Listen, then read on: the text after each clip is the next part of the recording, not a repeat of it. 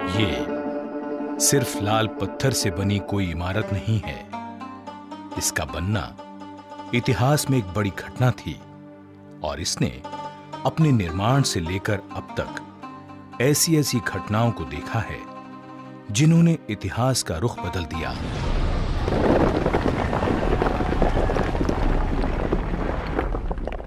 ये है दिल्ली का लाल किला।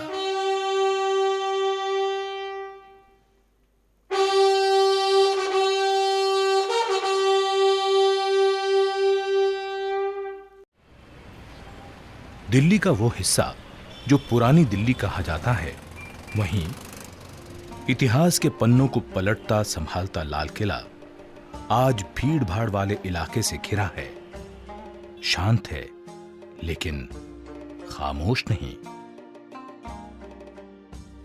सन 1627 में जब मुगल बादशाह शाहजहां तख्त पर बैठा तो देश में अमन चैन था। बादशाह को बड़ी बड़ी इमारतें बनवाने का शौक था। उसकी राजधानी आगरा में थी, लेकिन आगरा की गर्मी उसे रास नहीं आई। उसने तय किया कि मुगल साम्राज्य की राजधानी अब दिल्ली हो। काफी सोच विचार के बाद तालकटोरा बाग और रायसीना पहाड़ी का चुनाव नए शहर के लिए किया गया, लेकिन बादशाह के दो नामी कारीगर उस्ताद हमीद और उस्ताद अहमद ने यमुना के किनारे खुले मैदान को किले के निर्माण के लिए बिल्कुल सही बताया। सन 1639 में लाल किले की नींव रखी गई। 9 सालों तक कारीगरों, शिल्पकारों और मजदूरों की कड़ी मेहनत के बाद लाल किला बनकर तैयार हुआ। इसी किले के सामने शहर शाहजहानाबाद बसाया गया, जिसे अब दिल्ली कहा जाता है। आलीशान लाल किले के तैयार होने के समय बादशाह काबुल में थे। खबर मिलते ही बादशाह दिल्ली के लिए रवाना हुए। नजूमियों और ज्योतिषियों के निकाले गए मुहूर्त के समय पर बादशाह यमुना के सामने दरियाई दरवाजे से किले में दाखिल हुए। खाई को पार करने के लिए लकड़ी का पुल था। इस मौके पर लाल किले में एक शानदार समारोह हुआ, जिसकी सजावट कमाल की थी। आगरा के किले से दुगने आकार के लाल किले की दीवारें यमुना की ओर 60 फुट ऊंची हैं और सामने की दीवार 110 फुट ऊंची है। इसमें 75 फुट दीवार खंदक की सतह से ऊपर है और बाकी खंदक की सतह तक है। किले के पीछे यानी पूर्व में यमुना नदी किले के साथ बहती थी और 3 तरफ खंदक थी। इनमें रंग बिरंगी मछलियां थीं। खाई के साथ साथ हरे भरे बाग थे, लेकिन ब्रिटिश शासनकाल में ये गायब हो गए। लाल किले और सलीमगढ़ किले को जोड़ता एक पुल है। लाल किले से सटा हुआ सलीमगढ़ का किला है, जिसका निर्माण शेर शाह सूरी के बेटे सलीम शाह सूरी ने सन 1546 में करवाया था। सलीमगढ़ किले का इस्तेमाल शाही कैदखाने के रूप में होता था।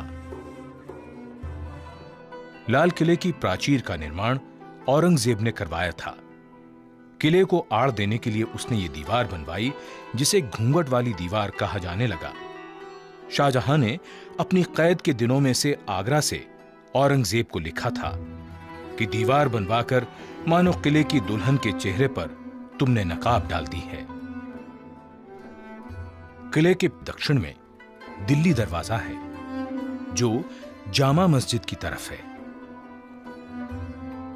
बादशाह इसी दरवाजे से नमाज पढ़ने जामा मस्जिद जाया करते थे। सन 1903 में लॉर्ड कर्जन ने इस दरवाजे के दोनों ओर पत्थर के हाथी खड़े करवा दिए।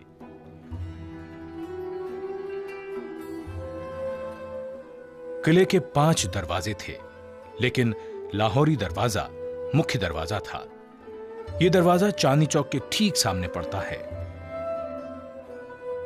लाहौरी दरवाजे से प्रवेश करते ही छत्ता बाजार शुरू हो जाता है।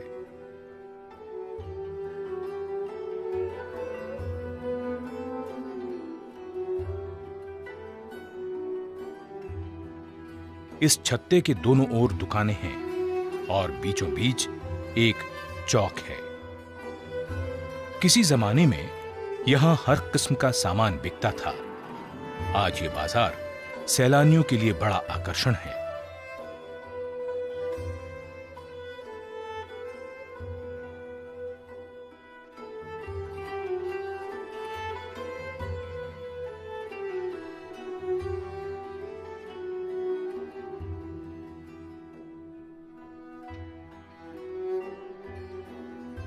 लाहौरी दरवाजे के छत्ते से निकलकर नजर पड़ती है नक्कार खाने की दुमंजिला इमारत पर। बीच में एक चौक था जिसका सरोवर अब मैदान बन चुका है। चौक के इर्द गिर्द मनसबदारों सामंतों के मकान, दफ्तर और बैठकें थीं जो अब धूल में मिल चुके हैं। चौक से जरा आगे बढ़ते ही नक्कार खाने का दरवाजा है जिसे हथिया पोल कहते थे। कुछ कहते हैं इसका यह नाम इसलिए पड़ा क्योंकि दरवाजे के दोनों ओर पत्थर के हाथी खड़े थे। इस दरवाजे से आगे किसी को भी अपनी सवारी में बैठकर जाने की इजाजत नहीं थी, सिर्फ शाही खानदान के सदस्यों को छोड़कर। नक्कार खाने में हर रोज 5 बार नौबत बजती थी। इतवार को सारे दिन नौबत बजती थी। इसके अलावा बादशाह के जन्मदिन पर भी पूरे दिन नौबत बजा करती थी। 2 मंजिला नक्कार खाने का दालान 70 फुट चौड़ा और 46 फुट ऊंचा है, जिसके चारों कोनों पर बुर्जियां हैं। इसी नौबत खाने में मुगल बादशाह जहांदार शाह और फर्रुख सियर को कत्ल किया गया था। नक्कार खाने से सामने नजर जाती है दीवाने आम की ओर। इसने वो शान शौकत, वो दौर भी देखा जब किले में बादशाह के पहली बार आने पर जो जलसा हुआ, तब यहां चांदी के खंभों पर दल बादल नाम का एक आलीशान शामियाना लगाया गया था, जिसकी कीमत उस समय 1 लाख रुपए थी। इसे बनाने में 7 साल का समय लगा और इसे अहमदाबाद के शाही कारखाने में तैयार करवाया गया था। यहां जगह जगह बेशकीमती कश्मीरी कालीन से सजावट की गई। ऐसी सजावट, ऐसी शान जिसका मुकाबला दुनिया में कहीं नहीं था। ये दीवाने आम का दालान है जिसने मानो इतिहास के इतने उतार चढ़ाव देखे कि चुप्पी सी साथ ली। दीवाने आम में जहां जहां सोने का काम और कीमती पत्थर जड़े हुए थे, उन्हें निकाल लिया गया, लेकिन उसके जो निशान बाकी हैं, वो भी कम खूबसूरत नहीं है। 3 तरफ से खुले दालान की लंबाई 80 फुट और चौड़ाई 40 फुट है। छत की ऊंचाई 30 फुट है। इस दीवाने आम की खूबसूरती लाल खंभों की कतारों से कई गुना बढ़ जाती है। दालान में 7-7 दरों की 3 कतारें हैं। हर एक दर में 4-4 खंभे 6-6 फुट के अंतर पर हैं। दालान के आगे 10 बड़े खंभे हैं। दीवाने आम की पीछे की दीवार के बीच में 21 फुट चौड़े संगमरमर पर पच्चीकारी का बेहद खूबसूरत काम है। बेल बूटे, फूल पत्तियां किसी बागीचे का एहसास कराते हैं। पत्थर की चिड़िया लगता है उड़ने को बेचैन है। खूबसूरत रंगीन पत्थरों का काम मन को लुभाता है। यहीं 8 फुट ऊंचाई पर सिंहासन की जगह है। जब कभी दरबारे आम होता था, बादशाह यहीं बैठते थे। उनके सिंहासन के नीचे संगमरमर का एक सुंदर तख्त है जो 3 फुट ऊंचा, 7 फुट लंबा और 4 फुट चौड़ा है। इसी तख्त पर खड़े होकर वजीर बादशाह से निवेदन करते या कोई अर्जी पेश करते थे। इस तख्त का खूबसूरत महंगा काम लोग ले गए। दीवाने आम में बेहद खास मौकों पर तख्ते ताऊस लाया जाता था, जिस पर बादशाह बैठते थे। दीवाने आम के उत्तर में सहन से निकलकर दरवाजा था जिसे लाल पर्दा कहते थे। वहां से नदी की दीवार की ओर दीवाने खास, हमाम, मोती मस्जिद और बादशाह के निजी मकान थे। यहीं से रंग महल और जनान खाने को रास्ता जाता है। इसी के उत्तर की ओर मशहूर हयात बख्श बाग था, जिसका अब नामो निशान भी नहीं है।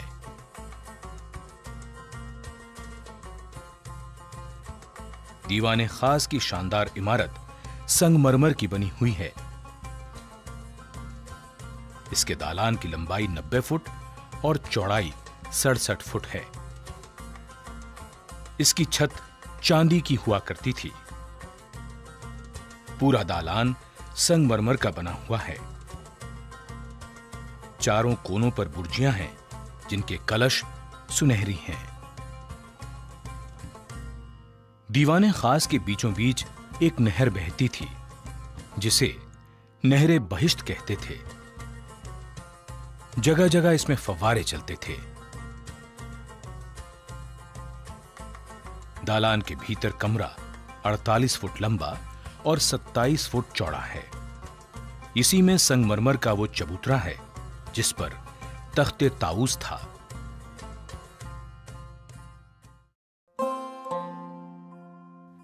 इसी दीवाने खास में लिखा है, अगर फिरदौस पर रुए जमी अस्त, हमी अस्तो हमी अस्तो हमी अस्त। यानी यदि पृथ्वी पर कहीं स्वर्ग है तो वो यही है, यही है, यही है। तख्ते ताऊस हीरे जवाहरात से जड़ा सिंहासन था, जिसमें ठोस सोने के 6 पाए थे। इसमें जवाहरात, मोतियों और नीलम से जड़े 2 मोर थे। तख्ते ताऊस की कीमत का अंदाजा 17वीं सदी में भी करोड़ों रुपयों में लगाया गया था।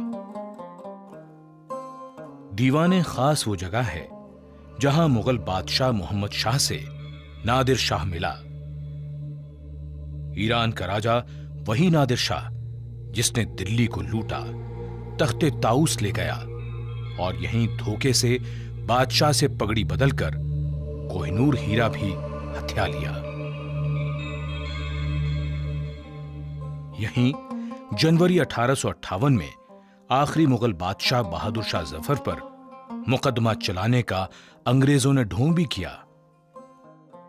शाहजहां के वैभवशाली दिनों से लेकर अंग्रेजी शासन तक कैसे कैसे दिन देखे हैं इस लाल किले ने।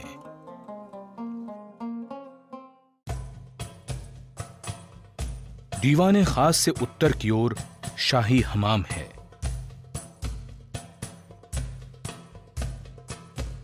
हमाम में 3 बड़े कमरे हैं, जिनमें स्नान के लिए हौज हैं।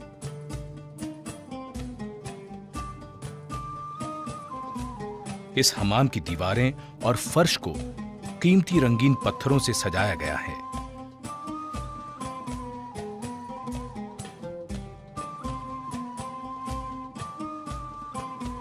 ठंडे और गर्म पानी की यहां व्यवस्था थी। हमाम में नहर थी जिससे पानी पहुंचता था। कहते हैं पानी को गर्म करने के लिए 125 मन लकड़ियां जलाई जाती थीं। यहां के फव्वारों से गुलाब जल की फुहारें खुशबुओं का छिड़काव करती थीं।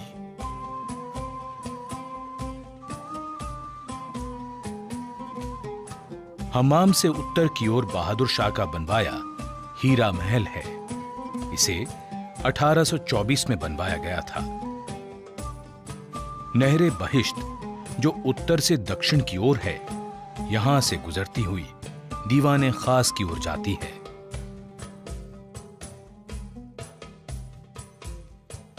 शाहजहां के बनवाए लाल किले में औरंगजेब ने मोती मस्जिद का निर्माण करवाया, जो संगमरमर की बनी एक खूबसूरत इमारत है। ये बादशाह और उनकी बेगमों के लिए बनवाई गई थी। मस्जिद में दाखिल होने के लिए पीतल का दरवाजा है। मस्जिद के तीनों गुंबद संगमरमर के बने हुए हैं। सन 1842 में बहादुर शाह ने जफर महल का निर्माण कराया, जो लाल पत्थर का है। यह मेहताब बाग के हौज के बीचों बीच है। इसमें आने जाने के लिए एक पुल भी था। 1857 के बाद यह हौज फौजियों के तैरने के लिए बना दिया गया। दीवाने खास के दक्षिण में संगमरमर के बने खास महल के बीच से नहर बहती थी। तस्बीह खाना, ख्वाबगाह और बड़ी बैठक, इस संगमरमर के महल की 3 तस्वीरें हैं। तस्बीह खाना बादशाह के एकांत क्षणों में इबादत का गवाह होने के साथ वैभव का भी प्रतीक है। यहां दीवार के बीच में संगमरमर का तराजू है और वहां लिखा है मीज़ाने अदल, यानी न्याय का तराजू। तारों का झुरमुट तराजू को घेरे हुए है और इसी तारों के झुरमुट से निकलता हुआ चांद भी देखा जा सकता है। पच्चीकारी और खूबसूरत जालियों का शिल्प बरबस ही मन को मोह लेता है। तस्बीह खाने में से शयन कक्ष का रास्ता है। इन सभी कमरों में पच्चीकारी का खूबसूरत काम है। जगह जगह कीमती पत्थर और नगीने लोग निकाल कर ले गए। नहरे बहिश्त में बने संगमरमर के हौज में फूल पत्तियां पच्चीकारी की शक्ल में बिखरी पड़ी हैं। इनके बारीक सुराखों से फव्वारे निकलते थे।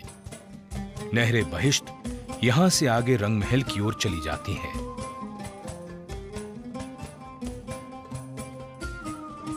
ख्वाबगाह की पूर्वी दीवार की ओर गुंबद वाला बरामदा है। यहां 8 कोणों वाला कमरा है जिसके ऊपर गुंबद है। ये मुसम्मन बुर्ज है। इसी के नीचे यमुना की ओर दरियाई दरवाजा है, जिससे बादशाह शाहजहां बड़ी धूमधाम से पहली बार इस किले में दाखिल हुए थे। यहीं झरोखे से बादशाह जनता को दर्शन दिया करते थे। मुसम्मन बुर्ज से ही 1857 में आखिरी मुगल बादशाह ने सामने के मैदान में खड़ी क्रांतिकारियों की फौज से बात की थी। पुराना मुसम्मन बुर्ज अब नहीं रहा। ये बुर्ज 1857 के बाद का बना है। पुराने बुर्ज पर सोने का पत्थर चढ़ा था। दीवाने आम के ठीक पीछे आलीशान रंग महल है। इसका सहन बहुत चौड़ा है। 13 दालान 5 हिस्सों में बटा हुआ है। नहरे बहिश्त इसके बीच से बहती थी, जो इसे ठंडा रखती थी।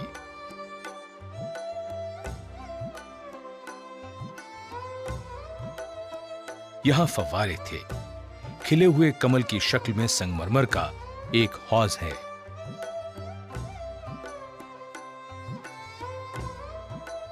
इस महल की छत चांदी की थी, जिसे उखाड़कर तांबे की लगा दी गई और बाद में तांबे की भी छत उखाड़कर लकड़ी की सिंदूरी रंग की छत लगा दी गई। मुगलों के ऐशो आराम का रंग महल 1857 के बाद इसे अंग्रेजों ने रसोई घर बना डाला। जिस रंग महल को ठंडा रखने के लिए कितने जतन किए जाते थे, वहीं अंग्रेजों ने आग जला दी।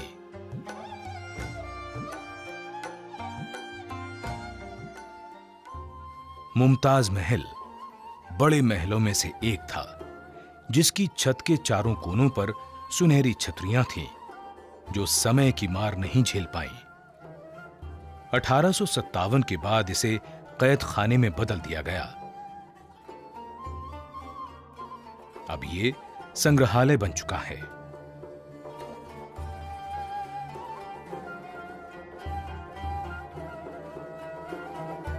मुमताज महल के आगे दक्षिण में बहुत बड़ा असद बुर्ज है। 1803 के एक हमले में इस बुर्ज को बहुत नुकसान पहुंचा था, लेकिन अकबर सानी ने बाद में इसको ठीक करवा दिया। शाह बुर्ज किले के 3 मुख्य बुर्जों में से एक है। ये उत्तर पूर्व के कोने पर है। पहले ये 3 मंजिला था। गुंबद 1857 की क्रांति में जाता रहा। किले में हर जगह पानी जाने के लिए खिड़कियां इसी बुर्ज में हैं।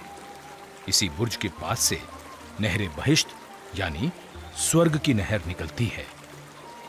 नहरे बहिश्त को भरा रखने के लिए किले के बाहर से शाह बुर्ज तक पानी उठाना एक बेहद मुश्किल काम था।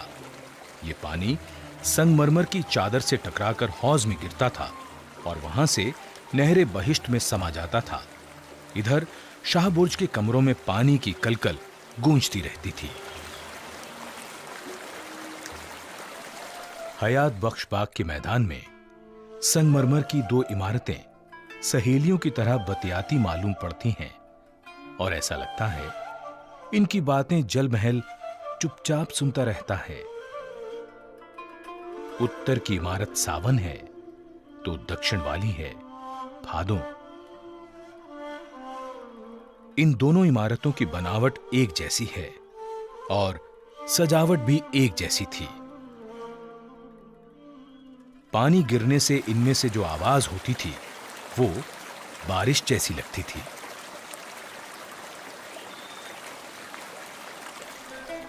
लाल किला मुगलों के जमाने से ही सत्ता का प्रतीक रहा।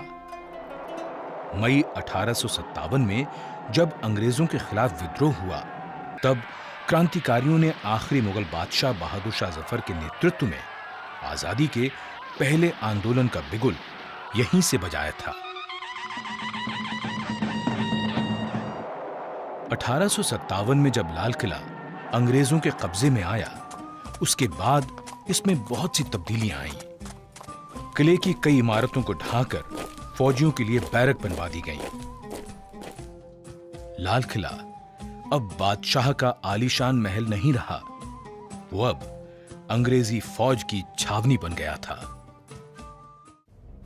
फिर 1940 के दशक में नेताजी सुभाष चंद्र बोस ने चलो दिल्ली का नारा दिया और लाल किले पर तिरंगा फहराने का आह्वान किया। इसी लाल किले में आजाद हिंद फौज के अफसरों पर अंग्रेजों की ओर से मुकदमा भी चलाया गया। आजाद हिंद फौज के अफसरों को यहीं कैद करके रखा गया था।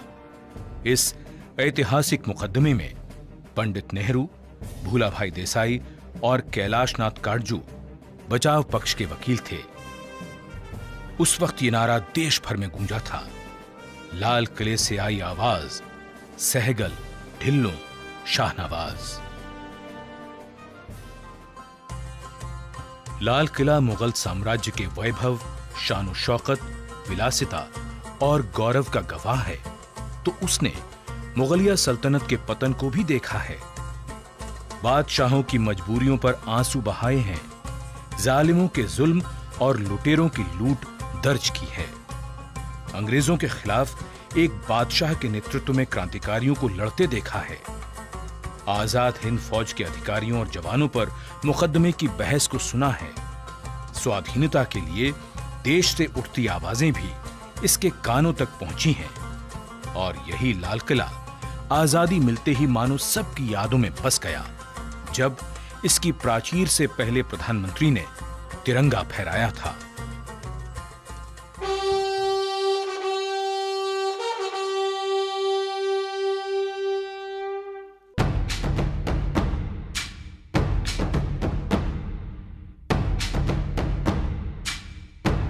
वक्त के कितने दौर गुजर गए।